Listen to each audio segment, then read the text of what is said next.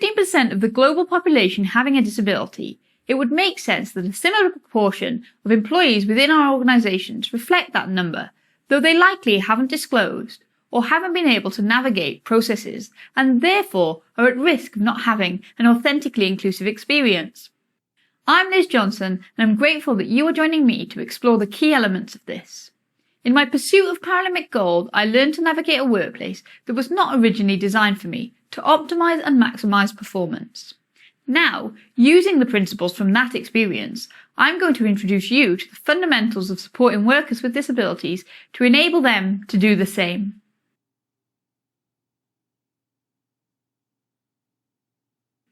Often, the negativity surrounding the word disability comes from a lack of understanding and the confusion between what it means to have a disability and what it means to be disabled. Disability is not a bad word. It does not mean weakness. It does not equate to being less worthy, and it absolutely does not define an individual or their capabilities. Disability describes any condition of the body or mind that makes it more difficult for the individual with said condition or conditions to do certain things or activities and or interact with the world around them, compared with what is typical. Being disabled is circumstantial to the environment that we are in and the attitude that people have towards differences. You can think of it this way. Having a disability is a trait. It's static. Being disabled is a state. It's dynamic. Using myself as an example, I'll illustrate this difference for you. I have congenital cerebral palsy as a result of complications during birth. This means that a section of my brain is damaged, and as a result, the right side of my body lacks coordination, strength, dexterity, and movement, and is considerably underdeveloped. This is never going to change. I don't wake up some mornings with it and some mornings without it. I live my life constantly with cerebral palsy. That's my disability. However, am I constantly disabled? No! And here's why. Given the appropriate time, support, equipment, and environment, I'm able to achieve the same as my peers without cerebral palsy. But if these things are not available, then that's when I become disabled. For example, people often ask if, and how, I can drive a car. The answer is yes, I can drive a car. I have to have automatic transmission, I use a steering wheel ball, and I have an adapted left foot accelerator. So my disability makes it more difficult compared to a typical individual, but it is still possible.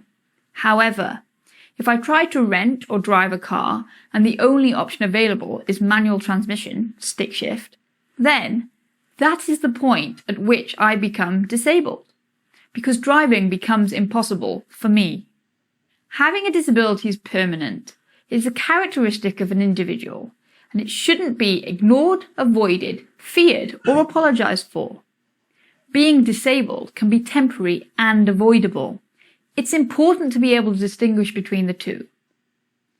In order to support an individual with a disability, it is crucial to be mindful of the areas in which they might experience additional, unnecessary barriers to success and seek to assist with their removal.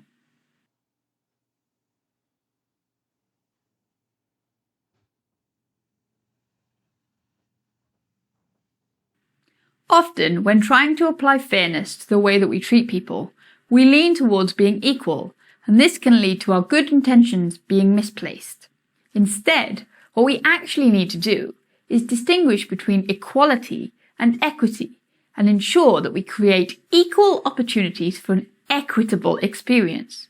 That's a lot of equals, I know, but stick with me. I say this because equality and equity should not be confused. Equality is about treating everyone the same, whereas equity is about giving an individual what they need to be successful. So equal opportunity is ensuring that everyone has the same level of chance to be successful. And equity of experience is ensuring that the individual has what they need to give them the best chance to achieve that success. It is unreasonable to assess everyone using the same parameters, and instead we should focus on their capabilities and suitability to a role. It's important to focus on what is required, not the how it will be executed.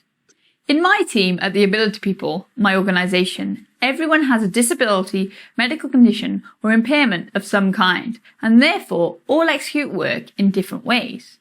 If we were to go to lunch as a trio of me, who we'll call colleague 1, who only has full function of one hand, one of my neurodiverse colleagues who has function of both hands, we'll call colleague 2, and another colleague who has no upper limb function at all, colleague 3, then the outcome would be very different based on the restrictions or requirements placed upon us. For instance, if the objective was to clear our plates and the meal was placed in front of each of us, with someone saying that they would be back in 30 minutes to check that we had eaten everything, then assuming that it was something we all liked, this could and would be achieved.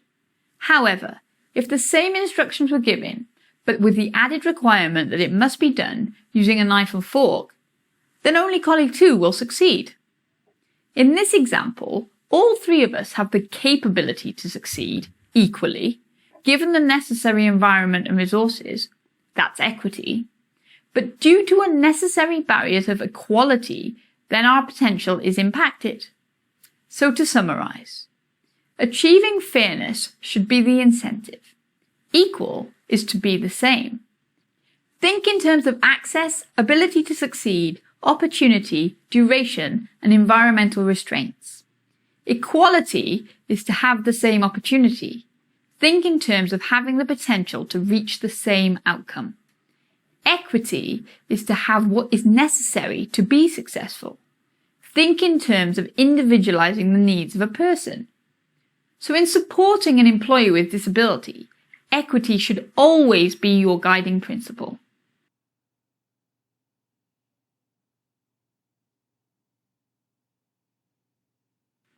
Every individual has value, and here we will explore the importance of enabling an employee to exercise that in their workplace environment. I'm speaking not only about workers with a disability, but also those that work within HR. Value focuses on the usefulness of a person, their worthiness of consideration, the importance of their presence, and what they are deserving of. On this basis, no 2 humans should be treated as having less value than each other, or indeed any other human. But it is true with everything that sometimes an individual's value in terms of usefulness is dependent on context. For example, a $100 bill could be deemed extremely useful in the United States, but in its original form, pretty useless in the UK. However, it is still worthy of consideration because its equivalent value for sterling is not lost. It is still important because it represents the potential of monetary value in other countries. And it still deserves not to be thrown out in the trash, because even if it is in my drawer in the UK, it will become valuable to me on my next trip to the United States of America. This is worth remembering both when trying to support a worker with a disability, but also when interacting with HR. HR should be considered as a function of support across every aspect of your organisation, which I'm sure it already is to a point. But in order for those within HR to function most effectively, they should be integrated within each department and not seen as a referral service or an isolated department.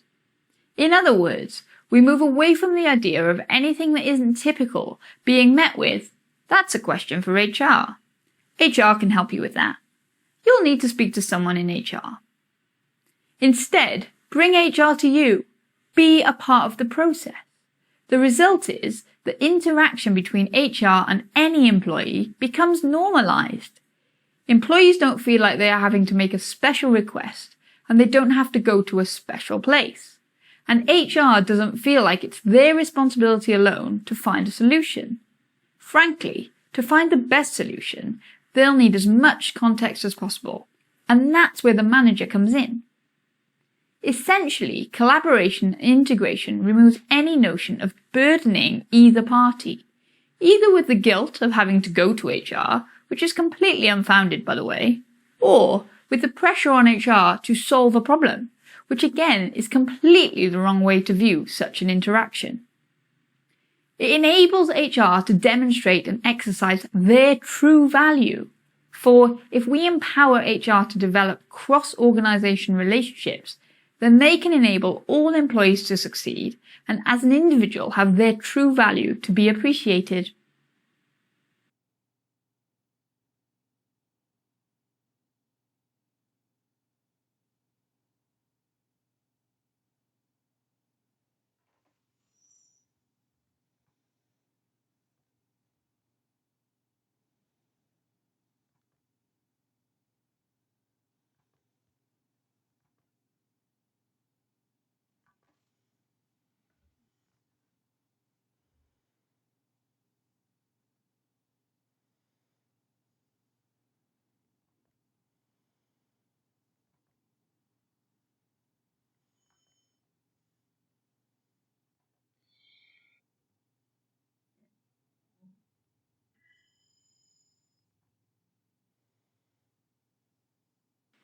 Many of the difficulties that arise in the area of disability can be attributed to misconception, misrepresentation, or misunderstanding. So in this video, we're going to look at the concept of normality, and more so, what it actually means to be normal, or in fact, what people mean when they say, it is normal. Newsflash, when we use the term normal, what we're trying to describe is something that is typical or standardized, something that applies to a majority. Normal is better used to relate to the idea of something that is usual or regular.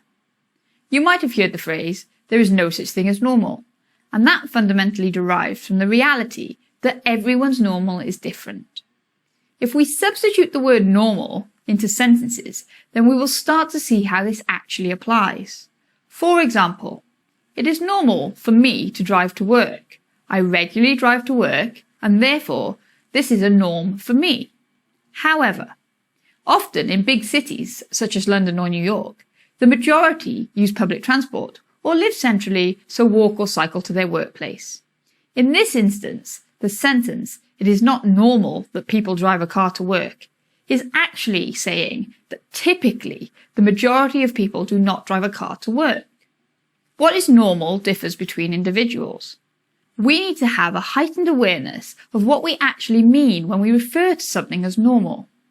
This is true when we're interacting with others, looking at policies or processes, identifying potential candidates for recruitment, and planning events or activities.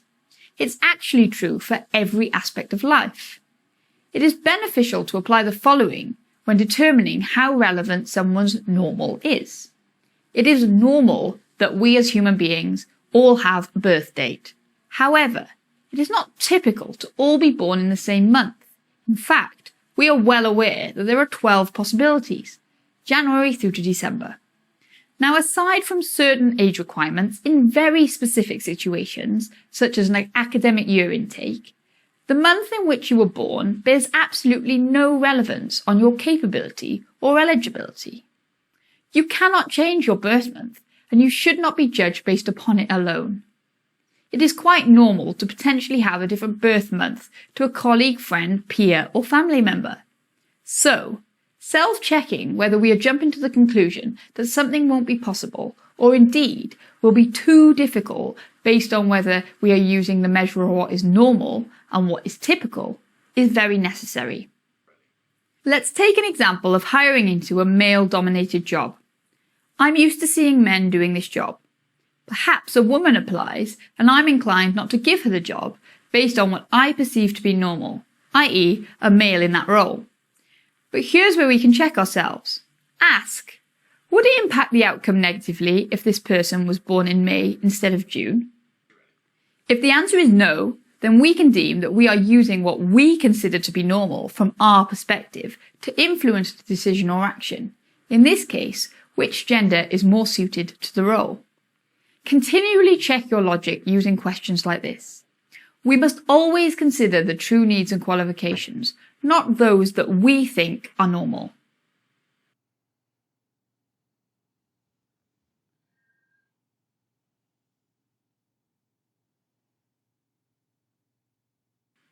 People who have a disability know that they have one. They cannot change it, it should not be viewed as weakness, and they should not be made to feel as though they need to apologize for it. Nor do they expect anyone else to apologize for it. And actually, it can be quite offensive if someone does apologize for it, because that implies there is something negative about their situation, when actually, for them, this is everyday life. You would not say to someone, "I'm so sorry that you have blonde hair and green eyes instead of brown hair and blue eyes."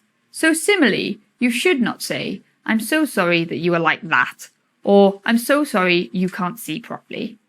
It's not your fault that I function like this, so why are you apologizing? However, it might be that you are empathizing with how somebody has come to be in this situation, in which case, be sure to add this context. For example, "I was sorry to hear about your accident." It is human nature to want to ease a situation for someone we view to be having difficulty, but it is important to remain mindful of what is influencing our perception of difficulty. When we talk of difficulty, we are thinking of hardship, but we need to be aware that what is hard differs from person to person. Some individuals are academic, some individuals are artistic, and some are sporty. Some are fortunate enough to be good in all three areas. The point is, we need to be aware of our frame of reference when it comes to deeming appropriate interactions.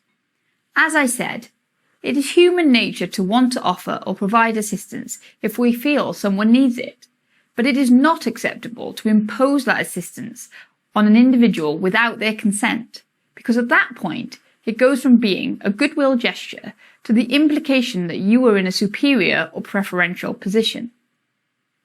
If you saw a wheelchair user ascending a hill with a steep gradient, you'd likely feel instinctively that you should give them a helping hand in the form of a push.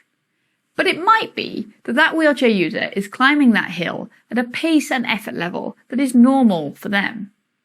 If you were to approach them and just start pushing them, it would be inappropriate on a number of levels. Firstly, you are randomly touching a stranger and invading their personal space. And secondly, you have no knowledge of their function and could actually hurt them or cause them to tip out of their chair. You would not intentionally do either of these, touch a stranger or cause harm, to someone who doesn't have a disability, and the same should be true of someone with a disability. The difference in situations such as this is familiarity and comfort with such an experience. You should never let fear suppress your urge to assist or interact with someone, but always remember that the other person's feelings are equally important to yours, and if you offer and they decline, that's okay too. Be sure that you are offering assistance through your words and actions, not imposing it or implying inferiority.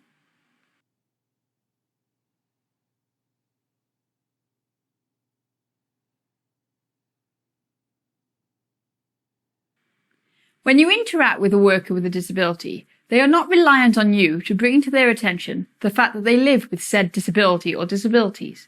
In other words, they are already aware of the fact that they have a disability, so ask yourself, is it relevant to mention it?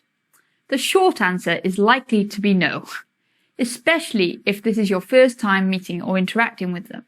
For example, when meeting an individual with limb difference, a common faux pas is for people to say, "Oh, you only have one hand." My question to you is, what is the point in vocalizing that observation? I'd put a large amount of money on the fact that the individual in question didn't leave their home with two hands that morning, lose it on the way, but continue on to the meeting. So when being asked that question, how is the individual supposed to respond? "Why, thank you for bringing that to my attention." "Yes, I know." "Oh, really? I must have lost it on the way here." As you can see, none of those responses further the interaction in any way, and therefore, the initial observation has absolutely no positive impact on the conversation. Much like, "Oh, you're wearing shoes." "Oh, you have a head." "Oh, you're British." You catch my drift. We must be mindful that people could be very self-conscious of their difference or sensitive about discussing it, and so we should ask ourselves, why am I saying this, and how is it relevant? It is not the responsibility of an individual with a disability to make you feel better about their situation. So, if the only reason you are mentioning something is to remove your feeling of awkwardness, be absolutely sure that you won't be creating more awkwardness for them.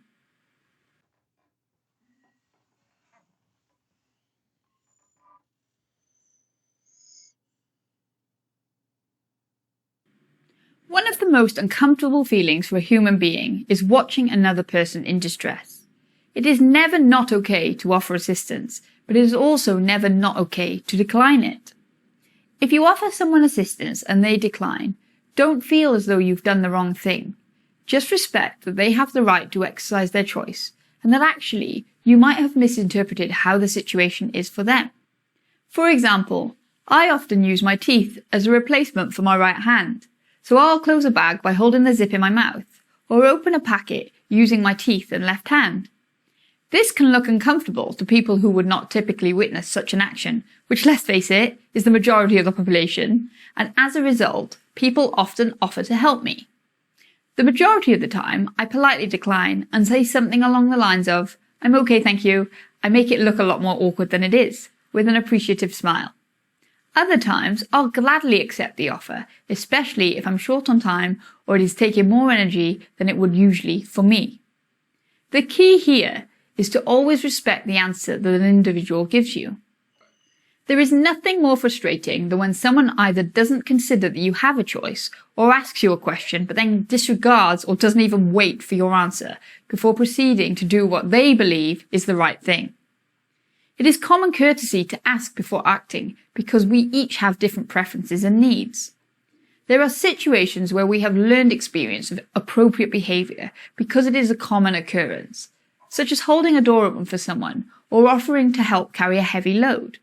But when looking to assist a worker with a disability, we are less likely to understand that individual's needs and preferences in more work-unique situations due to a lack of experience.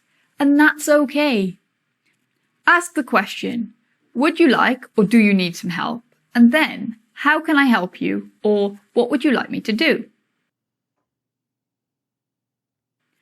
Always have the courage to offer assistance at the point where you feel it is appropriate, and always ensure that you do it in a way that gives the individual you are looking to help the power to determine the outcome.